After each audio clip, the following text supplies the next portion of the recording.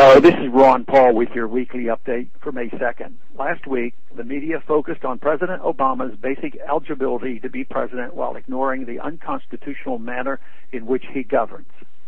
For example, his recent use of a signing statement to effect a line-item veto on a bill he signed into the law as president.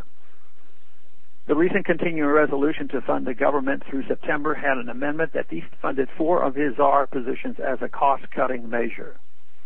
These czars are administration appointees who exercise influence on policy matters, yet because they are classified as advisors and not cabinet officials, the president is able to avoid the Senate confirmation process. President Obama agreed to defund the czar positions before passage as part of some very tough negotiations, and then afterwards clarified his position with a signing statement saying that he would ignore that portion of the law. Many battles have been fought in the past over whether or not the president should have line-item veto power. That debate is essentially settled. The president does not have that power, and that gives the executive too much legislative power. This administration just overrode all of those debates with a single signing statement and assumed the power that no one would willingly give him. This comes on the heels of this so-called peace candidate who hasn't ended a single war, taking us into yet another war without a declaration from Congress.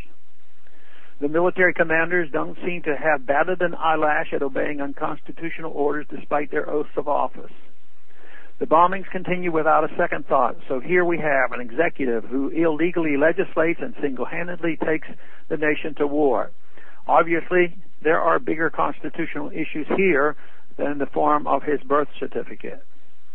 The release of the birth certificate, unfortunately, trumped media coverage of the historic first-ever press conference held by Federal Reserve Chairman Ben Bernanke. Usually he testifies before congressional hearings, and I, as a congressman, ask him questions. But on Wednesday, he spoke before the press and took questions from reporters.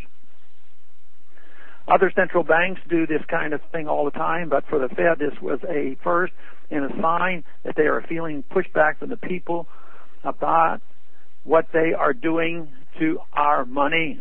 Of course, nothing of any real substance was said, so it was a hollow, if interesting, gesture on the part of the Fed. The Fed will never voluntarily give up the information we need to know about what they are doing. The Fed spends the money, so what happens to it? We need to keep the pressure on and demand the full audit of the Fed. Thanks for calling this update. A new update is placed on this number, 888-322-1414, every Monday.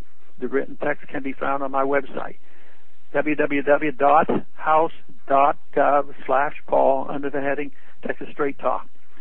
Thanks for calling.